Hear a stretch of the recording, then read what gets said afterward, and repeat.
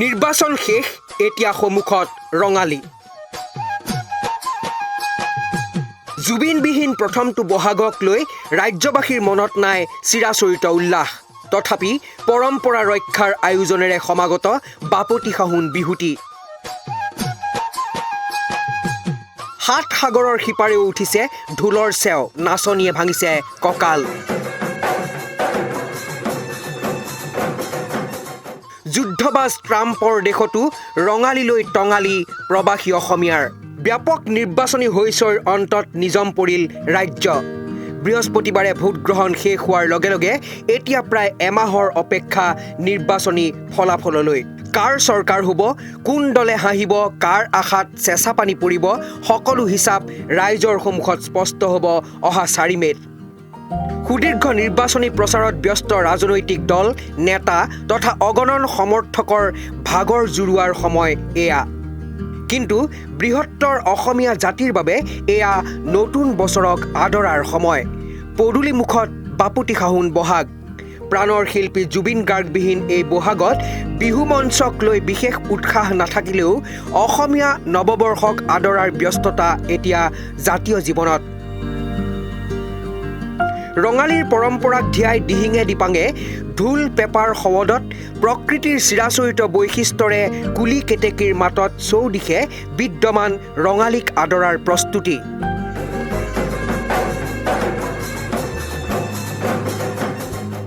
হেপাহৰ ৰঙালী বুলিলে দেহমন 7খন 8খন অসমীয়াৰ বুকুৱে বুকুৱে নতুনৰ সঞ্চাৰ কেৱল অসমৰ চাৰিসীমাতেই আবদ্ধ নহয় দেশে বিদেশে বিয়পি থকা প্ৰবাসী অসমীয়ালৈও প্ৰবাহিত ৰঙালীৰ ৰং 7 সাগৰ 13 নদীৰ সিপাৰেও এতিয়া এনেদৰে চলিছে ৰঙালীক আদৰাৰ প্ৰস্তুতি এই দৃশ্য আমেৰিকা যুক্তৰাষ্ট্ৰৰ মিচিগান প্ৰদেশৰ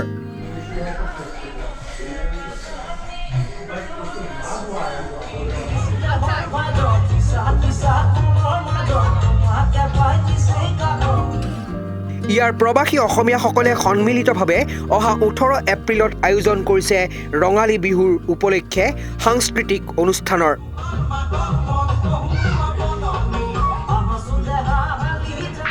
প্ৰবাসী অসমীয়া পৰিয়ালৰ সকলোৱে এতিয়া এনেদৰে ব্যস্ত হৈছে বিহুৰ আখৰাত বাপতিসাহোন পৰম্পৰাৰে পৰিচিত হোৱাৰ প্ৰয়াস কৰিছে কণ কণ শিশুসকলেও মই নৱস্মিতা আৰু মই মিচিগান ষ্টেট ইউনিভাৰ্চিটিত PhD কৰি আছোঁ বায়'ষ্টেটিষ্টিক্সত মই কোকৰাঝাৰ অসমৰ পৰা হয় আৰু মই নাচি বহুত ভাল পাওঁ চ' আজি ইয়াতে আমি ৰঙালী বিহুৰ প্ৰেক্টিচ চলাইছোঁ এভৰি ইয়েৰ আমি ইয়াতে চেলিব্ৰেট কৰোঁ ৰঙালী বিহু আৰু আমি লেডিজ বিহু ডান্স গ্ৰুপ এটা কৰোঁ চ' সেইটোৱে চবকে লগ পোৱা হয় ভাল লাগিছে আহি পেলাই এই আমাৰ ইয়াত কেতিয়াবা বহুত আগৰ পৰাই হৈ আহিছে ইনফেক্ট আমাৰ 2019ত 50 years হ'ল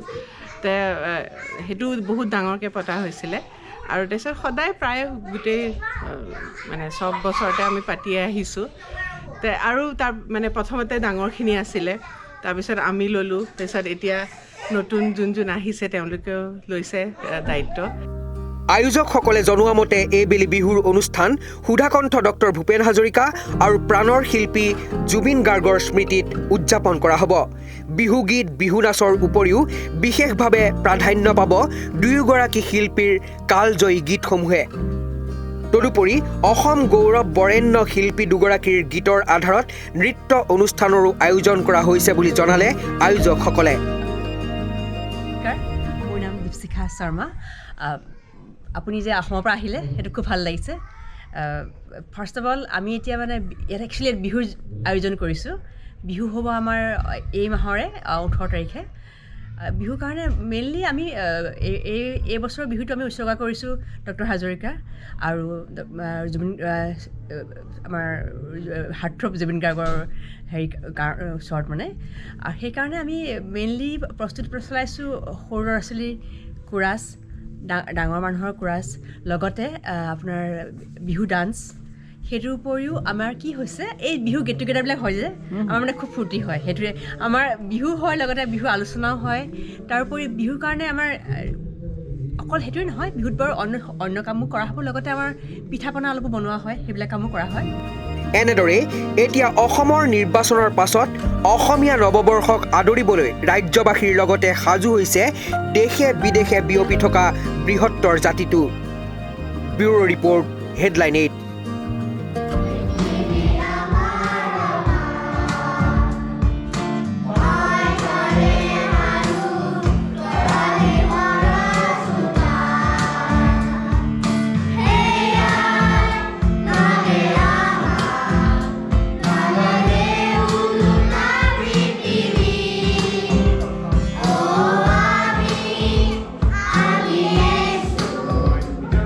TV